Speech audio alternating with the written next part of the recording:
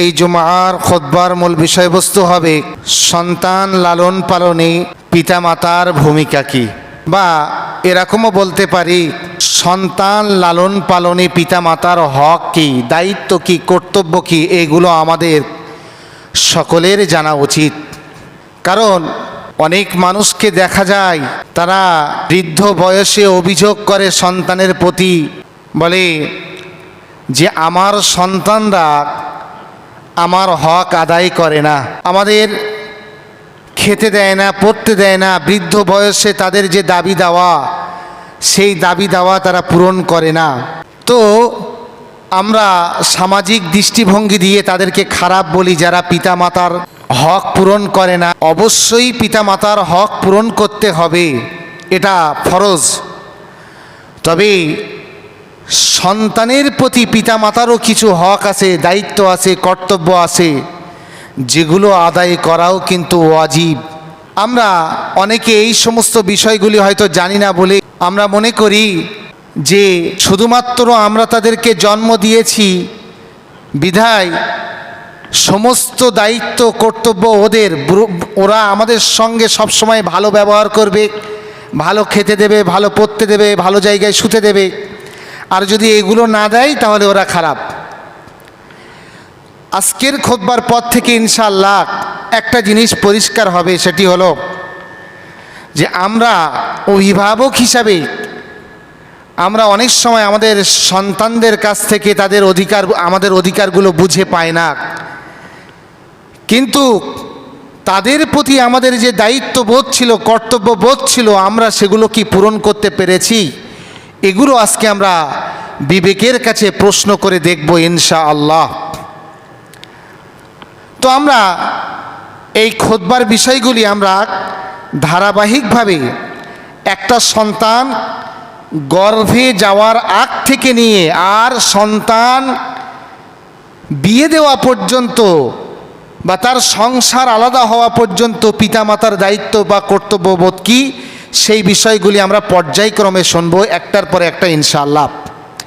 প্রথম, সন্তান গর্ভে যাওয়ার পূর্বে কোনো এক ব্যক্তি বিবাহ করল, বিবাহের পরে সন্তান নেওয়ার চিন্তাভাবনা করলো, করার পরে তার কি কি কাজগুলি করা সুন্নাত কি?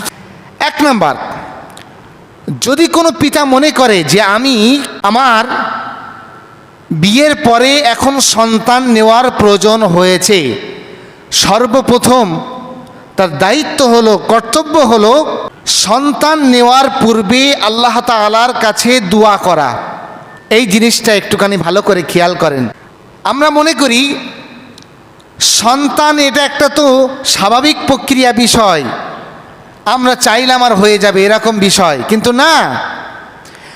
প্রত্যেকটা নবী রসুল যারা দুনিয়াতে এসেছিলেন, প্রত্যেকটা নবী রসুল তারা তাদের সন্তানদের জন্ম দেওয়ার পূর্বে আল্লাহ তাআলার কাছে দোয়া করেছেন। একটা উদাহরণ নেন, নবী ইব্রাহিম আলাইহিস সালাম, তিনি আল্লাহর কাছে দোয়া করছেন, রব্বি হাবলি মিনাস সালিহিন, আল্লাহ আপনি আমাকে একটি নেক সন্তান দান করুন।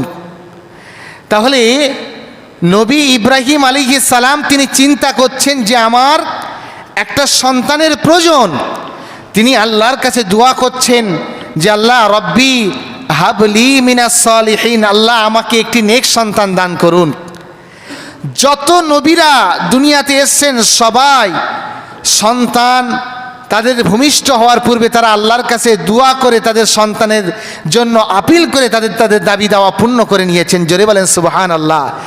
ইব্রাহিম আলাইহিস সালাম দোয়া করলেন, আল্লাহ হাবলি মিনাস সালিহিন, আপনি আমাকে একটি নেক সন্তান দান করুন। ইব্রাহিম আলাইহিস সালাম দোয়া করলেন, আল্লাহ তাআলা ইব্রাহিম আলাইহিস সালাতু ওয়াস সালামের স্ত্রীর গর্ভে নবী ইসমাইল আলাইহিস সালামকে পাঠালেন। নবী দোয়া করলেন এবং স্ত্রীর গর্ভে যাকে পাঠালেন সেও একজন নবী। সুবহানাল্লাহ। তাহলে এ দ্বারা কি প্রমাণিত হলো, যদি সন্তান গর্ভে যাওয়ার পূর্বে আমরা আল্লাহর কাছে সাহায্য চাই, দোয়া চাই, তাহলে আল্লাহ তাআলা অবশ্যই আমার স্ত্রীর গর্ভে একটা নেক্সট সন্তান পাঠাবেন, যেমন ইব্রাহিম আলাইহিস সালামকে আল্লাহ ইসমাইল আলাইহিস সালাতু ওয়াস সালামকে দান করেছিলেন। সুবহানাল্লাহ। তাহলে সন্তান নেওয়ার আগে পূর্ব পরিকল্পনা প্রথম কি হবে? প্রথম আল্লাহ তাআলার সঙ্গে এগ্রিমেন্ট হবে, আল্লাহ যে আমি একটা সন্তান নেওয়ার চিন্তা ভাবনা করেছি, মালিক আমাকে একটা সন্তান দেন, যেমন সন্তান দিলে আপনার দিনের জন্য এই পৃথিবীর মানুষের কল্যাণের জন্য কাজে আসবে, আল্লাহ তেমন একটা সন্তান আমার স্ত্রীর গর্ভে দান করুন। 2 নাম্বার আসেন, সন্তান নেওয়ার পূর্বে আমরা দোয়া করব কোথায়? অনেক মানুষ আছে, দেখেন আল্লাহ কোরআনে ইরশাদ করেছেন যে বান্দা আমি কাউকে ছেলে সন্তান দিই, আবার কাউকে মেয়ে সন্তান দিই, আবার কারোর এমন আছে আমি ছেলেও দিই না মেয়েও দিই না, আমি তাদেরকে খালি রেখে দেই, শূন্য রেখে দেই। আমি যাকে ছেলে সন্তান দান করি, এই ছেলে সন্তানটা তাকে দান করা আমি আল্লাহ তাকে পরীক্ষা করার জন্যই দান করি। যাকে আমি কন্যা সন্তান দান করি তাকে আমি পরীক্ষা করার জন্যই দান করি। যাকে আমি সন্তান দিই না তাকেও পরীক্ষা করার জন্য আমি দিই না। আমরা কি করি যখন সন্তান নেওয়ার চিন্তা ভাবনা করি, আমরা তো মানে ধৈর্যহীন, আমরা বিরাট ব্যতিব্যস্ত হয়ে যাই। যদি দেখি 1 বছর 2 বছর 3 বছর হচ্ছে না, সঙ্গে সঙ্গে একটা নিয়ত করে ফেলি যে একটা মাজারে 2টা খাসি মান্নত করে দিলাম। মাজারে মান্নত করা হারাম, যেমন মান্নত করা কোনো ব্যক্তির নামে মান্নত করা যেমন হারাম, মাজারে মৃত ব্যক্তির নামে মান্নত করাও হারাম, করা যাবে না। কোনো মাজারে কোনো মান্যতের জিনিস দেওয়া যাবে না। তবে হ্যাঁ, কোনো মাজার কেন্দ্রিক যদি একটা মাদ্রাসা থাকে, সেই মাদ্রাসায় যদি লিল্লা বোর্ডিং থাকে, মানে গরিব এতিম অনাথ অসহায় ছেলে ছাত্রছাত্রীরা খায়, সে বিষয় ভিন্ন। কিন্তু আপনি নিয়ত করবেন না যে অমুক মাজারে আমি 2টা খাসি দেব, এটা শরিয়াতে একেবারে নিষিদ্ধ এবং হারাম। খবরদার, সন্তান দেওয়ার মালিক আল্লাহ, সন্তান না দেওয়ার মালিকও আল্লাহ। আমরা কোনো মানুষের কাছে সন্তান চাওয়ার দোয়া বা ফরিয়াদ করব না, এটা শিরিক এবং এটা হারাম। আমরা ব্যতিব্যস্ত হয়ে যাই। মনে করে রাখবেন, পৃথিবীতে যত মানুষের সন্তান আল্লাহ দিয়েছেন তাদেরকে আল্লাহ দিয়েছেন। যত প্রাণী আছে তাদের যে সন্তান, তাদের যে বাচ্চা কাচ্চা হয়, সব আল্লাহ দেয়। তাহলে আমাকে যে দিচ্ছে না, নিশ্চয়ই কোনো সমস্যার কারণে, না দেওয়াটাও আল্লাহর পরীক্ষা হতে পারে। তাই বলে আমি কোনো ব্যক্তির নামে মান্যত করব, হয়ে মুশরিক হয়ে মৃত্যুবরণ করব, আর আমার জন্য জাহান্নাম হারাম হয়ে যাবে, এটা ঠিক গ্রহণযোগ্য বিষয় নাই। আল্লাহ তাআলা এই বিষয়টা থেকে আমাদেরকে হেফাজত করুন। 2 নাম্বার, সন্তান গর্ভে থাকাকালীন যে কাজগুলো প্রত্যেকটি পিতামাতার করা কর্তব্য এবং দায়িত্ব, যে কাজগুলি সন্তান যখন গর্ভে থাকে, প্রত্যেকটি পিতামাতার স্ত্রীর গর্ভে সন্তান থাকা অবস্থায় যে কাজগুলি করা উচিত, এবার আসুন আমরা সেই কাজগুলি সম্পর্কে শুনি।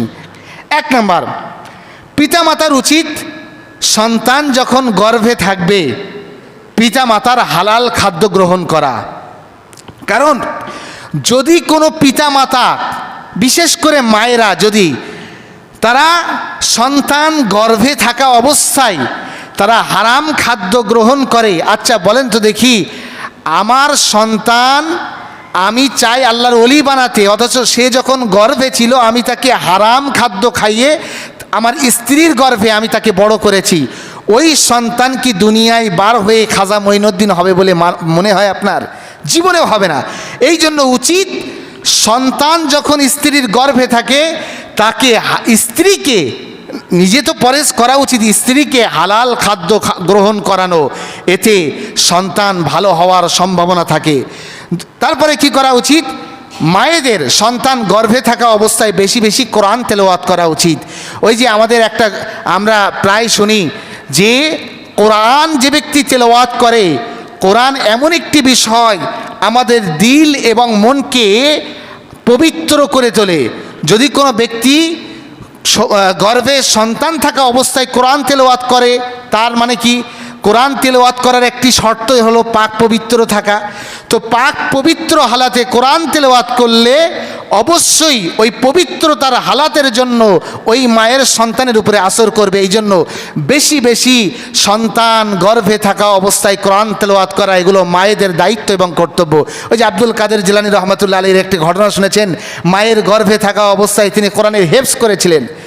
এই ঘটনা কতটা সত্য মিথ্যা এটা পরের বিষয়, কিন্তু এটা সত্য যে যদি কোনো মা গর্ভে থাকা অবস্থায় সন্তান কোরআন তেলাওয়াত করে, অবশ্যই কোরআনের আসর আল্লাহ তাআলা কোরআন এর আসরে ওই সন্তানকে হেফাজত করেন। দেখেন না, মায়ের গর্ভের সন্তান থাকা অবস্থায় অনেক জিনের আসর পড়ে, অনেক মায়েদের শরীর খারাপ হয়। এই জন্য বেশি বেশি কোরআন তেলাওয়াত করলে আল্লাহ তাআলা এই সমস্ত শয়তানি কুনজর থেকে আল্লাহ তাআলা হেফাজত করেন।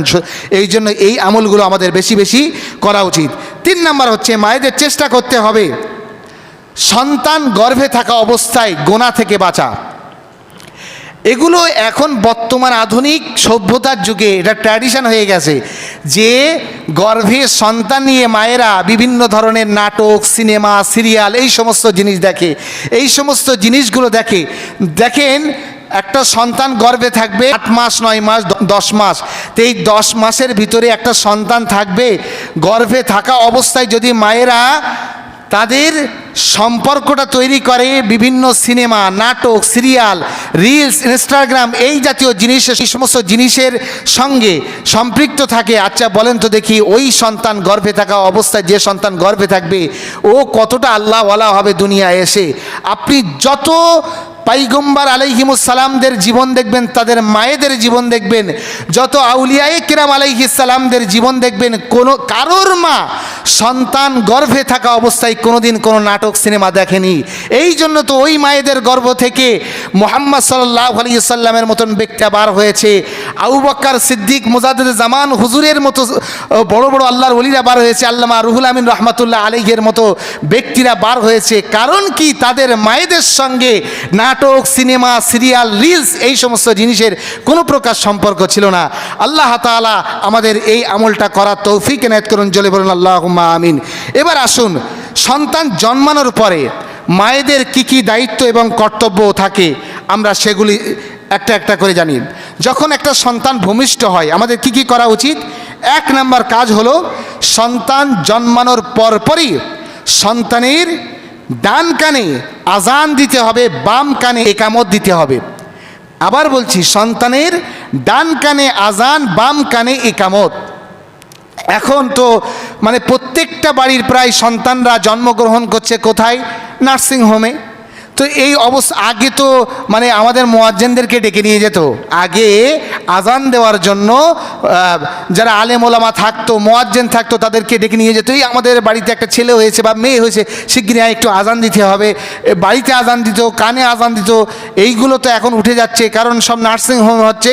এই জন্য বিশেষ করে যাদের সন্তান হবে, বিশেষ করে আমার জুমার সমস্ত মুসল্লিয়ানে কেরাম যারা আছে, সকলের কাছে আমার আকুল আবেদন থাকবে, নার্সিংহোমে যদি আপনার স্ত্রী ভর্তি থাকে, যখন সন্তান ভূমিষ্ঠ হবে, সর্বপ্রথম আপনার আত্মীয় স্বজনদের ভিতর থেকে একজনকে নির্ধারণ করবেন যে অবশ্যই সে যেন প্রথম মুখ দেখার সঙ্গে সঙ্গেই তার ডান কানে আজান আর বাম কানে একামত। একামত মানে শুধু 2টা শব্দ বেশি, ওই কদ কামাতিস সালাহ যেটা বলে মুয়াজ্জিন জামাতে দাঁড়ানোর আগে, এই শব্দ 2টা বেশি বলে তাকে আজান আর একামতের মাধ্যমে তাকে দিনের শব্দধ্বনিটা তার কানের ভিতরে সর্বপ্রথম দেওয়া, এটা একটা সুন্নাত।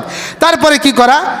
তার একটা সুন্দর নাম রেখে দেওয়া। সন্তান ভূমিষ্ঠ হওয়ার পরেই চেষ্টা করতে হবে, অভিভাবকদের দায়িত্ব হলো একটা সুন্দর নাম তার জন্য সিলেক্ট করা। আমরা তো নাম রাখি, এখন জানেন এই যে বর্তমান সমাজ ব্যবস্থা চলছে, এই সমাজ ব্যবস্থার ভিতরে এখন আধুনিক নাম না রাখলে মায়েদের পছন্দ হয় না। আপনি নাম রাখেন, যে নাম শ্রুতি মধুর হয়, শুনতে ভালো লাগে, আপনি সুন্দর সুন্দর নাম রাখেন। জানেন কত সুন্দর সুন্দর ইসলামিক নাম আছে, কিন্তু নাম রেখেছেন একটা, দেখেন নাম রেখেছে কি? নাম রেখেছে ঝন্টু, নাম রেখেছে কি? তাজু, এরকম ইত্যাদি ইত্যাদি নাম রেখে দেয়। আচ্ছা, আমি আপনাদের সামনে একটা প্রশ্ন করছি, বলেন তো দেখি, আপনি একটা আল্লাহর ওলির নাম বলেন যে আল্লাহর ওলির নাম হচ্ছে রাজু। আপনি একজন মাওলানা সাহেবের নাম বলেন যে মাওলানা সাহেবের নাম হলো রাহুল। আপনি একজন আল্লাহর মাহবুব বান্দার নাম বলেন যার নাম হচ্ছে ঝন্টু।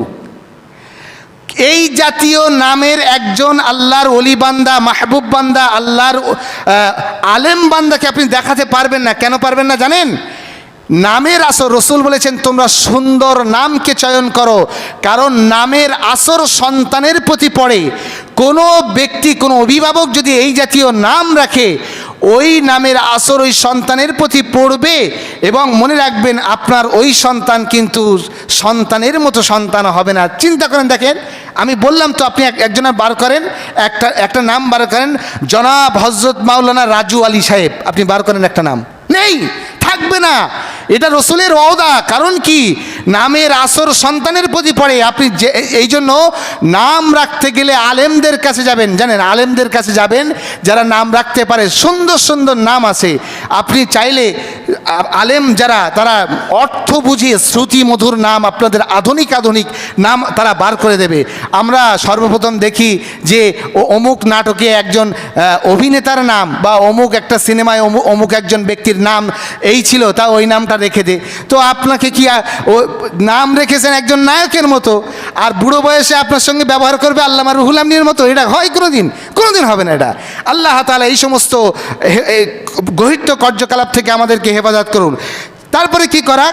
সন্তানের জন্য আকিকা করা। 3 নম্বর কাজ হচ্ছে, একটা সন্তান ভূমিষ্ঠ হলে তার আকিকা করতে হবে, হয় 7 দিন, সবচাইতে বেশি মত হলো 7 দিন। 7 দিনে করাটাই হলো সুন্নাত। 7 দিনে আকিকা করা। পুত্র সন্তান যদি জন্ম নেয় 2টা পশু দেবেন, কন্যা সন্তান যদি জন্ম নেয় 1টা পশু দেবেন। কিন্তু মনে রাখবেন, যদি কেউ 1টা পশু দিতে সক্ষম হয়, 2টা দেওয়ার সক্ষমতা তার না থাকে, অবশ্যই 1টা দিলে আদায় হয়ে যাবে। তবে পুত্র সন্তান হলে 2টা দেওয়া সুন্নাত, কন্যা সন্তান হলে 1টা দেওয়া সুন্নাত। এটা 7 দিনে করাটাই সুন্নাত, অধিক উত্তম এবং আফদল। যদি কেউ 7 দিনে না পারেন, 14 দিনের মাথায় করবেন। 14 দিনে যদি না করতে পারেন, সর্বোচ্চ 21 দিনে করবেন। আমাদের সমাজে একটা ভুল প্রথা চালিত, যে কুরবানির সময় আকিকা করতে হয়। এই সমস্ত জিনিস সমাজ থেকে দূর করে ফেলতে হবে। আপনারা নিয়ত করে নেন, অন্তরে বদ্ধ পরিপক্ক হয়ে যান যে আকিকা আমার সন্তান জন্মগ্রহণ করলে রসুল যে মোতাবেক যে সিস্টেমে আকিকা করেছিলেন, আমরা সেই সিস্টেমে আকিকা করব। আমরা প্রথম কথা হচ্ছে, হয় 7 দিনে আকিকা করব, যদি 7 দিনের ভিতরে দিতে অক্ষম হই তাহলে 14 দিন, যদি তাও দিতে না পারি সর্বোচ্চ 21 দিন, তার ভিতরে আমরা আকিকা করব। আকিকা করার সময়, আকিকা দেওয়ার সময় জিনিসটা খেয়াল রাখবেন, যখন আকিকা দেব ওই সন্তানের মাথাটা নাড়া করতে হবে, মাথা মুন্ডন করতে হবে। রাসূলুল্লাহ সাল্লাল্লাহু আলাইহি ওয়াসাল্লামের 2 নাতি হযরত ইমাম হাসান এবং হুসাইন রাদিয়াল্লাহু তাআলা আনহুমা, এরা যখন জন্মগ্রহণ করেন তখন রাসূলুল্লাহ সাল্লাল্লাহু আলাইহি ওয়াসাল্লাম তাদের মাথা নাড়া করার পরে ওই চুলের ওজনে রসুল রূপা দিয়েছিলেন, রূপা। তো আমরা যারা রূপা দিতে না পারবো, আমরা আমাদের সামর্থ্য অনুযায়ী দান সদকা করে দেব, এটাও আর একটা সুন্নাত। এই সমস্ত সুন্নাতগুলো আস্তে আস্তে আমাদের এর থেকে সমাজ থেকে বিলীন হয়ে যাচ্ছে। কারণ হয়তো নার্সিংহোম বা হসপিটাল থেকে 3 দিন বা 4 দিনের ছুটি দিচ্ছে, দিক, অসুবিধা নেই, আপনি 7 দিনের মাথায় করে দেন। নিয়ত করুন যে আমার তো একটা সন্তান হবে, আমি তো আকিকা করতেই হবে। তাহলে মনে মনে একটা প্রস্তুতি গ্রহণ করুন যে আমাকে একটা পশু কিনতে হবে বা 2টা পশু কিনতে হবে। চিন্তা করে সেই অনুযায়ী টাকাটা আলাদা করে রাখেন। তারপরে যে কাজটা করা উচিত, 1 থেকে 5 বছর পর্যন্ত আমাদের যে কাজগুলো করা উচিত, তার ভিতরে একটি হলো দুধ পান করানো। আমরা তো সন্তানকে দুধ পান করাই, মায়েরা দুধ পান করায় 2 বছর পর্যন্ত। তো যতদিন দুধ পান করাই, এরও কিছু আদব আছে। ইসলাম তো এই কথাই বলে, ইসলাম এমন একটি জীবন ব্যবস্থাপনার নাম, যে জীবন ব্যবস্থাপনায় একটা সন্তান গর্ভে যাওয়ার আগ থেকে নিয়ে জান্নাতে কিভাবে পৌঁছবে তার সমস্ত সমস্যার সমাধান আল্লাহ তাআলা দিয়ে দিয়েছেন। সুবহানাল্লাহ। মায়েরা দুধ পান করাবে শিশুকে কিভাবে, সেটাও ইসলাম বলে দিয়েছে। রাসূলুল্লাহ সাল্লাল্লাহু আলাইহি ওয়াসাল্লাম বলেছেন, মায়েরা যারা দুধ পান করাবে, কিভাবে দুধ পান করাবে? তারা দুধ পান করাবে কোনো আড়াল জায়গা, কোনো পর্দার অন্তরালে। এতে 2টা ফজিলাত আছে। একটা ফজিলাত কি জানেন? আপনি দেখবেন আমাদের মা বোনেরা অনেক সময় করে, নদীর ধারে বসে আছে বা জনসমক্ষে বসে আছে, সন্তান এসে কাঁদছে, তো ওখানেই দুধ পান করাচ্ছে। এটা করানো শরিয়াত সম্মত বিষয় নয়, এটা স্বাস্থ্যের জন্যও ক্ষতিকারক। দেখেন, এতে 2টা ফজিলাত। আপনি যদি পর্দার আড়ালে গিয়ে আপনার সন্তানকে দুধ পান করান, এতে 2টা ফজিলাত আছে। একটা ফজিলাত কি? একটা ফজিলাত হচ্ছে আপনার সন্তান জিনের আসর থেকে হেফাজত থাকবে। 2 নাম্বার হচ্ছে, আপনি যদি পর্দার মাধ্যমে তাকে দুধ পান করান, তাহলে আপনার সন্তান আদবই হবে। সুবহান আল্লাহ। তো আমরা চেষ্টা করব আমার মায়েদেরকে এই মেসেজটা পৌঁছে দেব, যখন সন্তান ভূমিষ্ঠ হয়, তাদের দুধ পান করানো হয়, তারা সন্তানকে যেন পর্দার আড়ালে আদবের সঙ্গে, এবং এটাও যেন করে উজু করে তারপর সন্তানকে দুধ পান করায়। আল্লাহ তাআলা আমাদের এই পর্যন্ত বোঝার তৌফিক এনায়েত করুন। ইনশাআল্লাহ আগামী জুমায় আমরা 1 থেকে 5 বছর পর্যন্ত কি কি দায়িত্ব এবং কর্তব্যবোধ পিতামাতার শুনবো। আখির দাওয়ানা আলহামদুলিল্লাহি রাব্বিল আলামিন।